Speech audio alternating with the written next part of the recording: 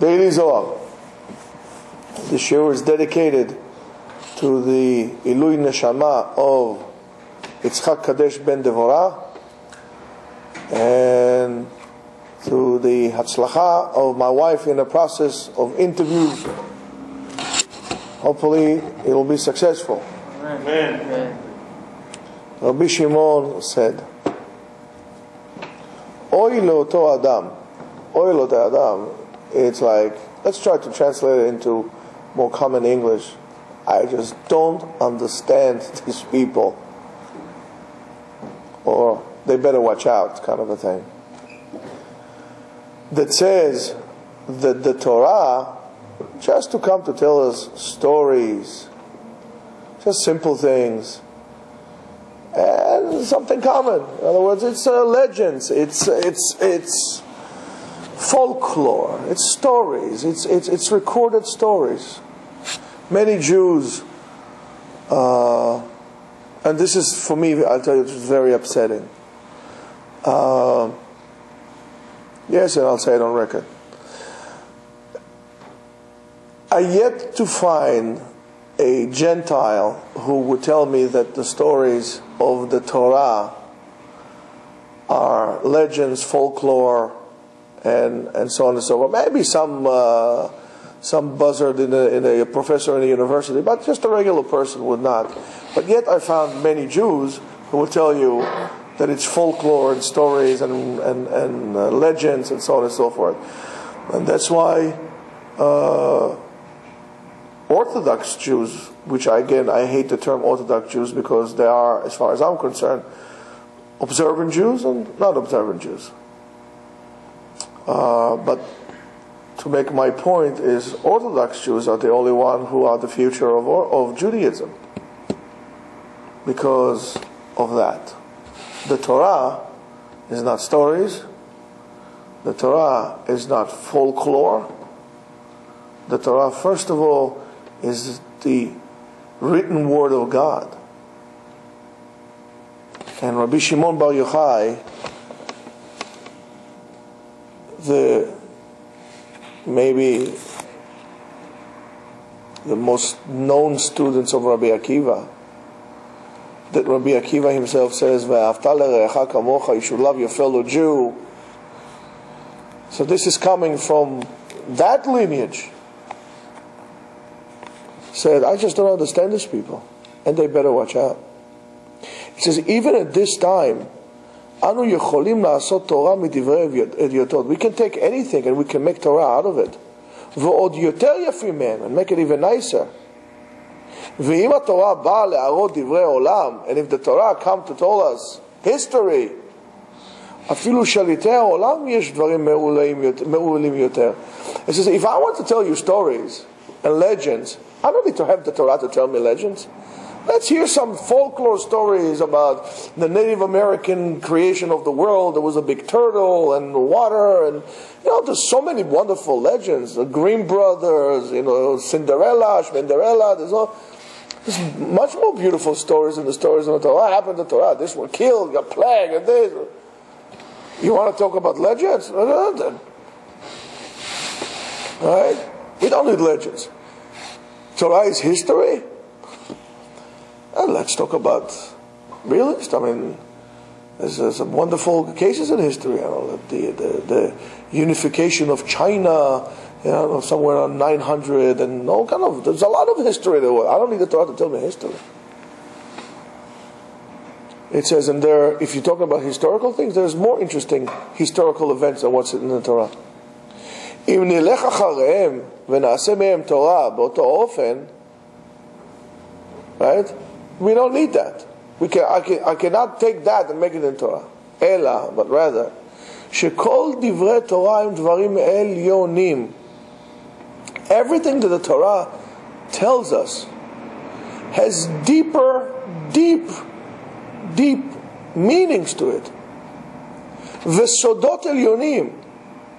And great secrets. Secrets doesn't mean a secret that it's only revealed to me or to you.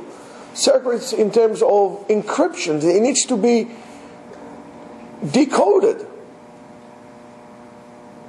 If I, for example, like in spies, during the Cold War, you would have like a message, you'll find a spy says, I'm going to the supermarket, right? And he makes the T this way, I don't know, it refers to missiles in Cuba, I don't know, whatever it is, whatever there will be, So you said, no, it's just a line, I'm going to the supermarket. The guy is sloppy in his writing. But the person who knows, for him, is more than a message, They're always looking for, it is unbelievable to me. And I'll tell you why. It just came to my head. This is how much we don't want to acknowledge the existence of God. And I'll tell you. We take something so wonderful that the Western world, to greatest part, is based on concepts from the Torah. Most even humanity is built and designed on the concept of Torah. For example, I don't think that even in China or in Tibet, the issue of respecting your father and mother is a taboo. You're not supposed to. In every culture, respect them, So where did they get it? It comes from the Torah. It's a secret in the Torah that is shared with humanity. And then we'll see maybe what's the reasons that, why it's so important for us to learn.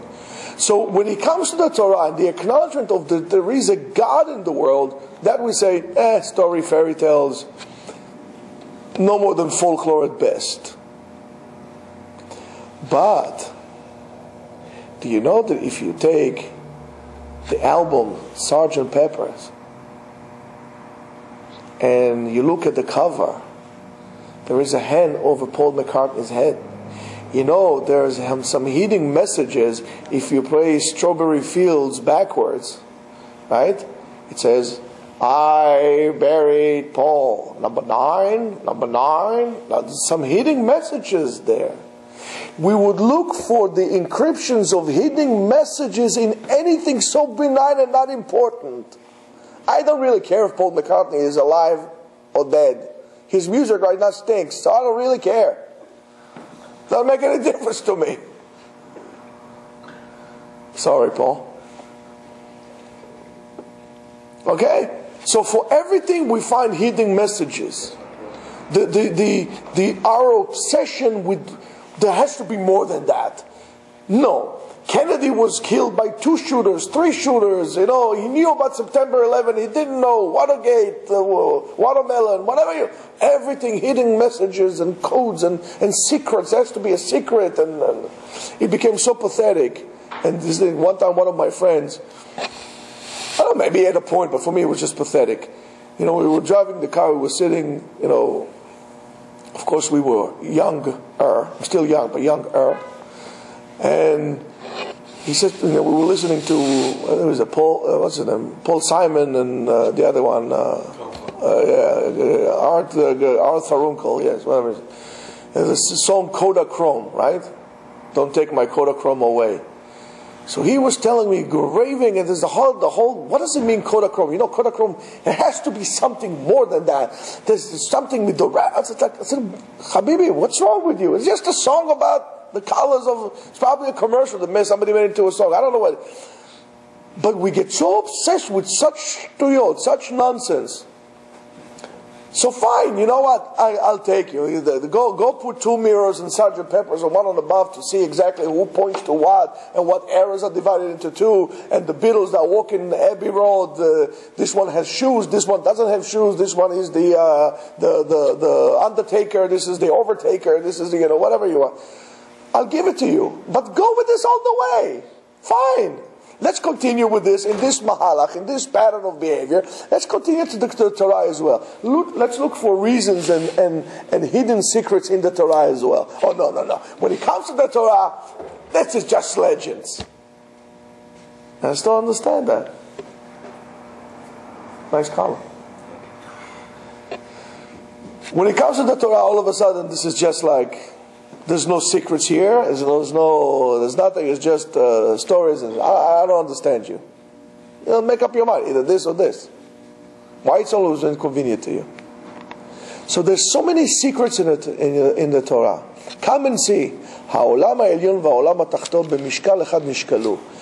The balance between the spiritual world and the physical world is accurate. They were both created as one unit, mirror image of each other. And they have to, our job of course, is to maintain that balance. If we will turn this world into all spiritual, well, we'll become like angels, there's no point. If we make it too physical, we'll become like beasts. We're going to be like in a jungle. Right? As one person said one time, God placed us in a very peculiar place. A little bit over the beast, a little bit less than the angel. And that's the beauty of it. You know where? Tell you later. You should know. And it says, המלאכים העליונים, כתוב בהם, on the angels it says, עושה מלאכיו רוחות. He makes his angels into spirits, into completely spiritual. ובשעה שיורדים למטה, and when they go down to this world, מתלבשים בלבוש על העולם הזה. They get a physical form. So let's say, for example, when the angels came to visit Avraham in his tent, they were angels, they have no body, they're all spiritual, but they had to come to this world, they look like humans. ואם לא היו מתלבשים, if they would not have a physical form, לא היו יכולים לעמוד בעולם הזה, they could not maintain themselves in this world. This world is a physical world, so they have to have a physical shape to them as well. והעולם לא היה סובל אותם, and the world would not tolerate this. We are also have to have somewhat of a physical form. If we'll become all spiritual, what does it mean? You're not going to eat, you're not going to drink, you're not, it's impossible. Our job is to create the balance. We have the spiritual world here. Here, Sam, come here. Okay, never mind. Right, give me that. We are the spiritual. This is the spiritual world. This is the physical world. And here, hold this. Imagine this together. We are here. We are the one who tip it. Yeah, put it closer. Put it closer. Yes, like this, closer. You see? This is here. And we are here. This is this world. This is the world. We are here. If we will be here, what will happen? We'll interfere the balance. If we'll be here, we'll be here. Our job is to keep it here. Thank you. Alright. ואם במלאכים כך, and if it's with the angels, התורה, our Torah, שברא את המלאכים ואת כל העולמות, the instrument in which the world, both the spiritual and the physical world was created, is with the Torah. The Torah is the blueprint of the universe, not the world, the universe. So if the Malachim, if this is the issue with the Malachim, the Torah that created the Malachim v'chol ha'olamot, v'hem mitkayimim b'shvila, and the whole, and this is a very harsh line in which the Zohar says, the whole existence of everything is for the Torah itself. Remember, we spoke about it in the beginning of the week, of aligning your actions and knowing why are you doing what you're doing. Everything that you do is for kiyum ha-Torah v'ha-mitzvot. You're directing your actions for the Torah and the mitzvot. If you do so, even working will be hechsher mitzvah. Will be a preparation for a mitzvah. You're doing it for that purpose. So it become a part of that. You don't learn so you can work. You work so you can learn. The whole existence of the world is for the Torah. If you remove the Torah, it falls apart. And it does not make a difference. Remember, we said every person is a world itself. And your house, your home, is a greater example of the world. Because when you are a world, let's look at it this way. When you are a world as a human, as a person, right? Adam, a person is like a small world. Because you do have with you almost all the elements of the world, right? You even have a female attribute in you. Right? You have a little bit of estrogen and Y chromosome and X chromosome in you and so on and so forth. And so you have this within you as well. Don't get too much in touch with your feminine side. But you know what I'm talking about. Your home is a greater world on a greater scale. You have the father, you have the mother, you have the children, you have the house, which is like a mishkan, like a temple. So it's a greater example of the world. You go out of the house. Now you have Am Yisrael. Now when we come to Bet HaKnesset and we pray, in a way we like the other world. We like the angels who pray for God. That's why it's important to have love with each other and appreciation to each other in shul. That's why when there is a machloket, when there is an argument in Bet HaKnesset, in shul, is a disgrace. Why? Because you call this like Olam Haba? This is impossible. That's why a person needs to be mochel each other, forgive each other. Somebody accidentally, his telephone went on in the middle of davening. He said to the other person, do me a favor, call me in the middle of davening. No, it's a mistake. Don't yell at him. Be mochel, be over. Because with your great zealousness, turn off the phone, bang, what you did right now is you missed the point of why are you here. Be mochel. It's for harmony for HaKadosh Baruch Hu. You disturb the harmony of HaKadosh Baruch Hu. You disturb your heavenly... A shul is an embassy of Olam Haba in this world. You desecrated your flag. You come for shul for yourself, not for God. It's no big deal. Yesterday somebody didn't put the talit on when he was davening in... It's no big deal, okay. He says to me, did I do an averah? Did I do the chet? I said, let's be more concerned with what's in here than what's in here. He didn't do it on purpose. He forgot. Your heart was pure. It's good enough for me. That's the most important thing. Let's not forget that. And it says, and if the Torah would not use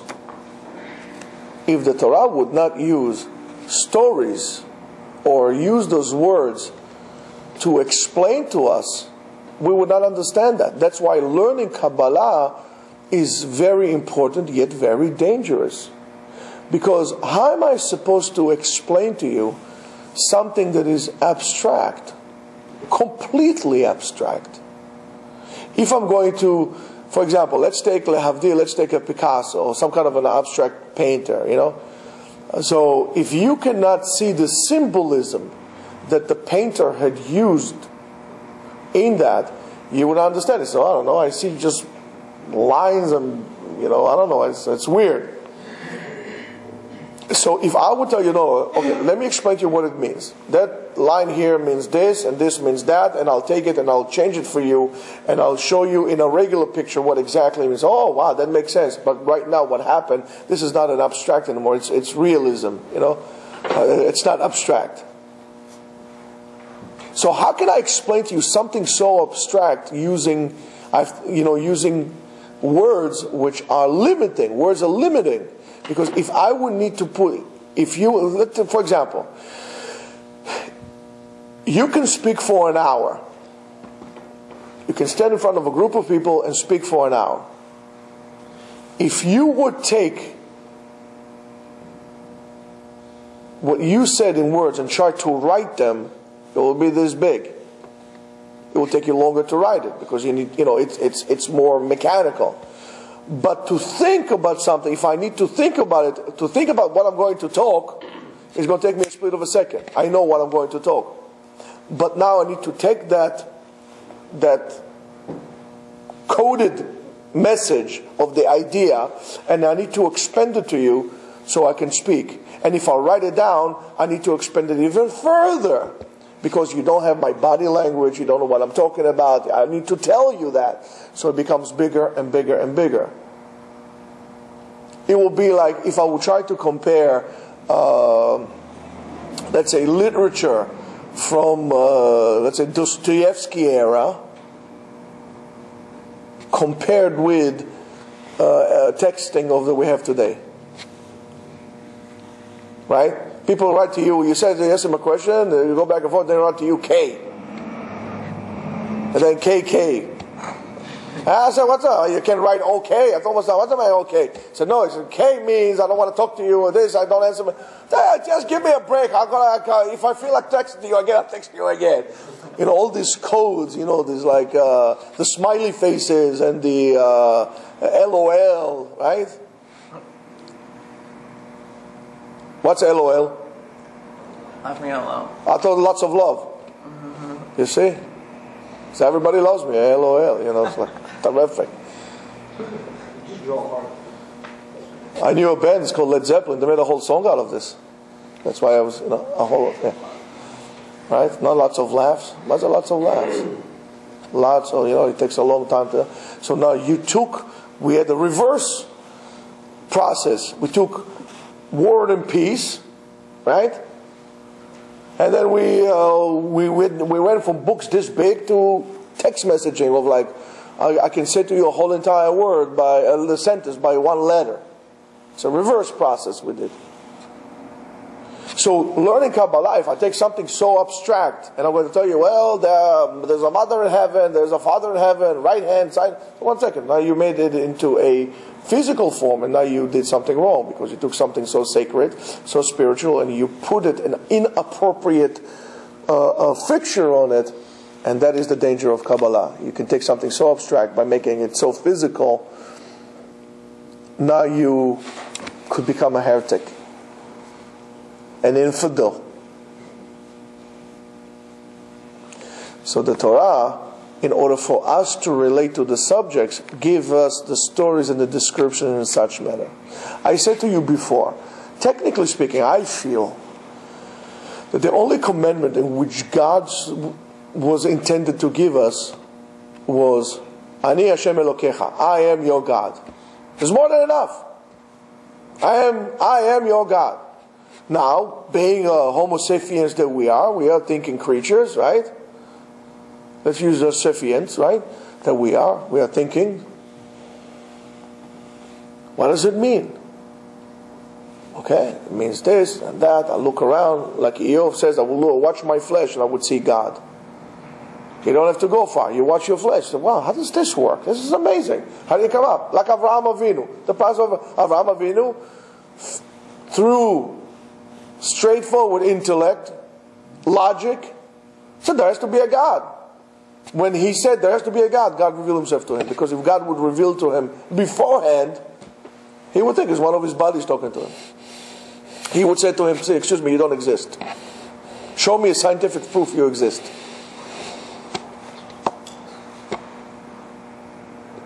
Okay? So if HaKadosh Baruch Hu says, I am your God, that's enough. If he says, I am your God, you all of a sudden realize that he is also a part of me, and we are simple, so I cannot kill him, I cannot rob him, and I cannot want his wife, or his car, or his ox, or anything else. I cannot have other gods because I have God, and on and on and on. Everything stems from that one diber, from this one commandment, I am your God. Hey, but guess what? You take God of the equation, hey, it's all free for all. You do whatever you want. And this is the battle which we are going through, not only as Jews today, as a world society. We're trying to outroot God from our existence so we can do what we want. And in a way go back to the level of animals and beasts. But we attack the weak by packs. And it's a dog-eat-dog world. And that's not what we do here. And why? And how does this happen? Very simple. If they would come to you and they would say to you, there's no such thing. I said, listen, it's God. I believe in God. But it's not very simple. The Torah is just a collection of legends. Ancient, I'll give it to you, but it was written by man. Moses was a smart fellow, but he wrote certain things. And then slowly, I pollute your water resource. It's like a person that eventually dies out of mercury poisoning. It doesn't happen immediately. It's a perfect crime. You give him a little mercury, a few years down the road, he dies. You're not here. The same thing here. A little mercury poisoning in our spiritual existence. Before we know, we all become completely secular. We don't have God in the world anymore. Slowly. And it starts from this. The Torah is legends. The Torah is history.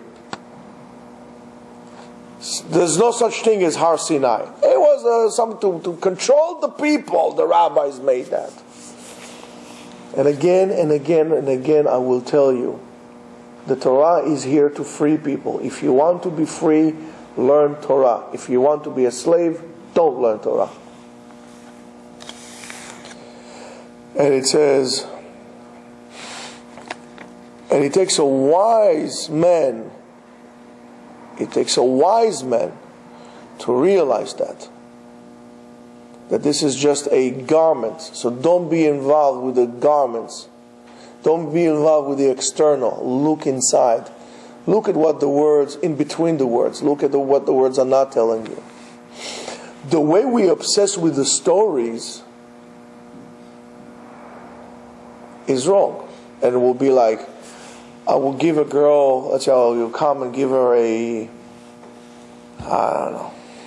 Cartier ring or a Tiffany ring, one of those wow rings, you know. I don't know what else is out there. Vulgari, one of those, things. Well, I'll give it the Hope diamond, like this huge diamond like this.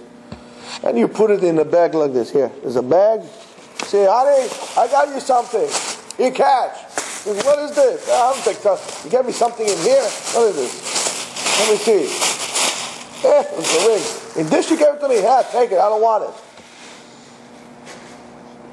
Because we don't look at the inside. We look at the wrapping. But now I'm going to come and give you a nice package with ribbons. Open another ribbon and the packaging. I can give you a CZ. A cubic zirconium mounted in aluminum. But it's in the packaging. Because we're idiots. We are so external. It's like a person that you give him a banana. Banana is a powerful energy food. He says, throws the banana, eat the peel. Even eating the peel of the banana has more benefit than the way we look at the world. We look at the stories. Show me that David HaMelech was alive. David, we did not find any archaeological evidence that King David ever existed. Go down anywhere and say, excuse me, I heard David, King David? Yeah, of course I heard him. But just for you, okay, so let's say I'll prove it to you, there was King David. Now, where are you going to come up next? I did not find any archaeological evidence that Abraham was alive. Oh, listen. You don't understand. It's not about King David. It's not about Moses. It's not about anything. It's all about God. Because at the bottom line, they're going to come and say, I did not find any archaeological evidence that God exists. Excuse me? Look around you. How can you not see it? It is one of my favorite stories with tremendous moral. Emperor's new clothes. That's Emperor's new clothes. This is what we do here today in our world.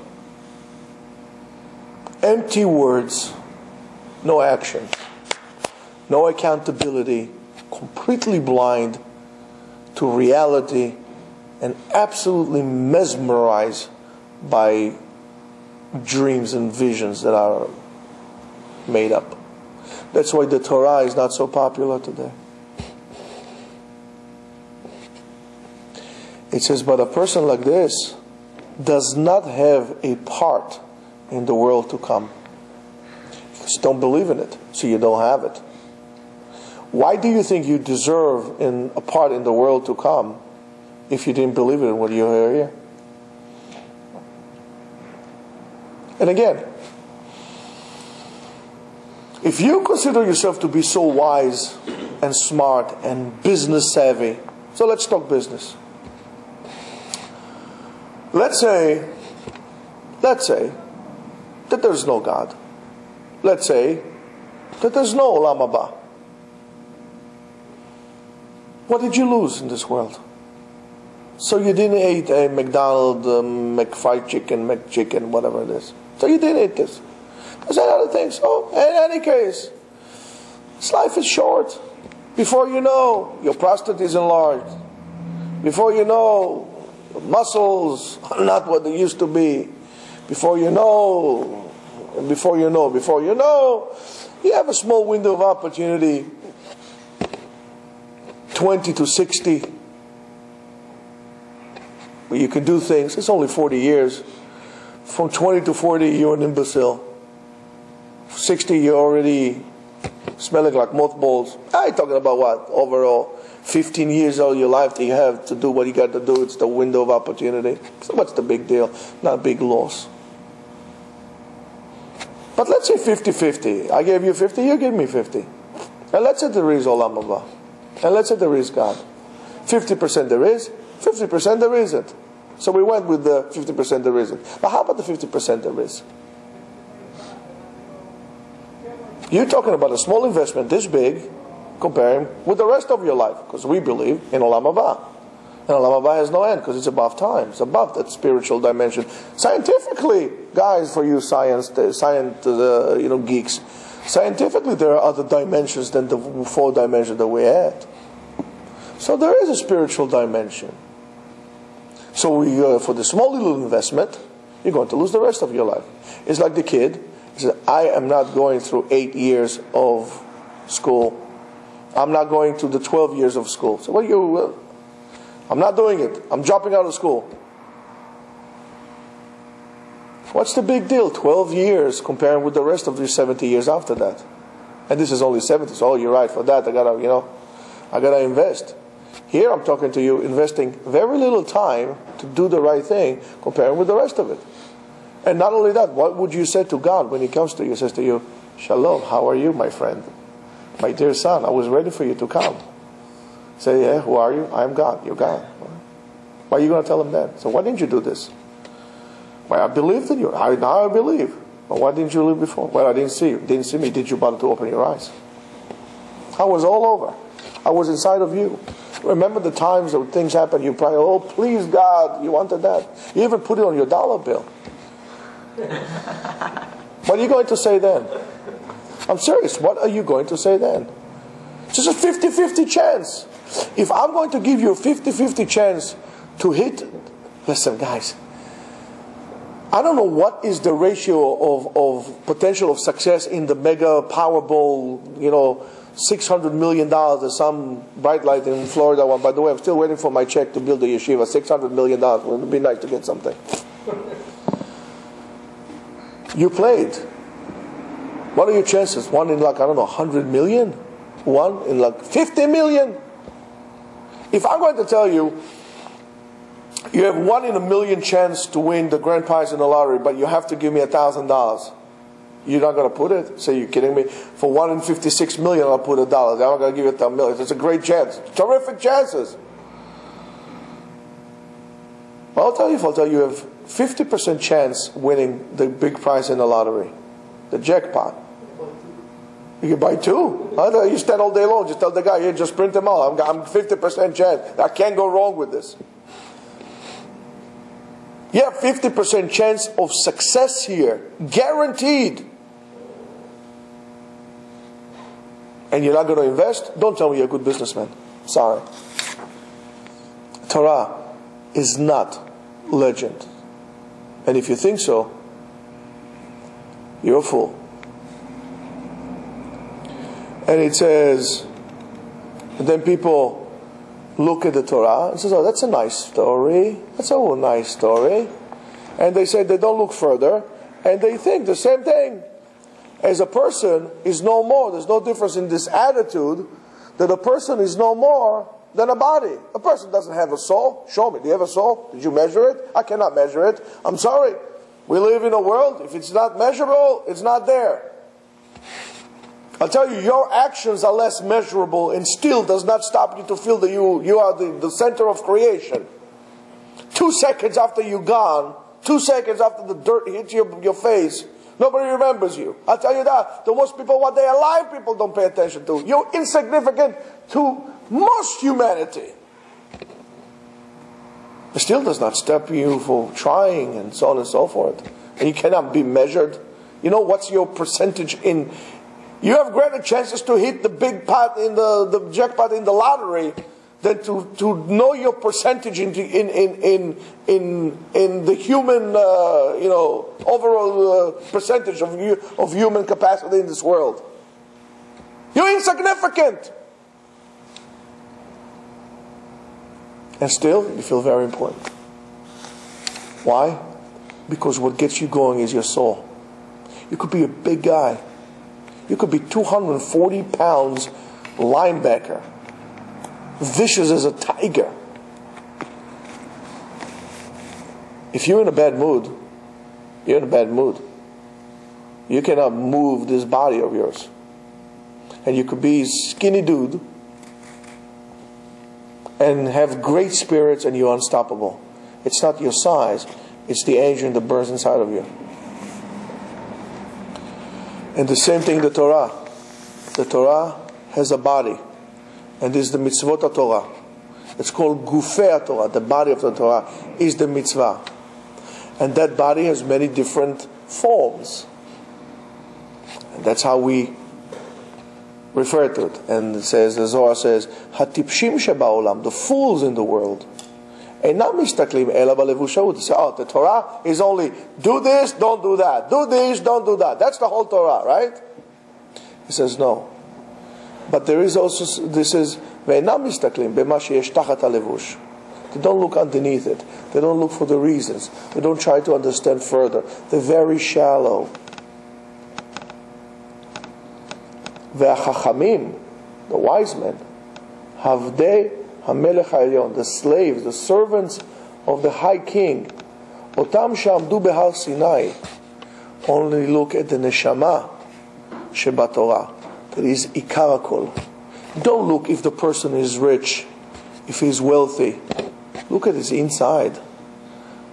How is he inside? You can have a guy who is the most, quote unquote, unsuccessful person in the world, and yet spiritually is the most accomplished person in the world. Look at his inside. You're looking for a soulmate? Look at the inside, not on the outside. Look if the person has that. Don't be what I call China doll people. They all look beautiful on the outside. But comes the first sign of stress or crisis, and they crumble like a China doll. Look for the one who is solid as a rock. That the rock is so solid it's been here since the glaciers were here millions of years ago. Be like that. Yes, a rock is not as attractive as a China doll, but it would last and outlast us and our children and our children's. Be like that internally. He says, "Ule'atid lavo," and to the future, atidim le'istakel baneshama shel haneshama shel Torah. And in the future, we're going to look at the soul of the Torah, not only the Torah itself. Try to remove yourself from being shallow. Look at meanings. Look at the inside of the person, rather than the outside. Don't judge a person by the way he looks. Look at how he is internally. Look further and investigate the Torah, and let go of your chomer, and fill your life with ruach, with spirit. Be'ezrat Hashem, so this spirituality that we're going to get into us, our willingness to look further, to dwell, HaKadosh Baruch Hu would not leave us in this galut and would redeem us here, the complete redemptions of body and soul. Amen.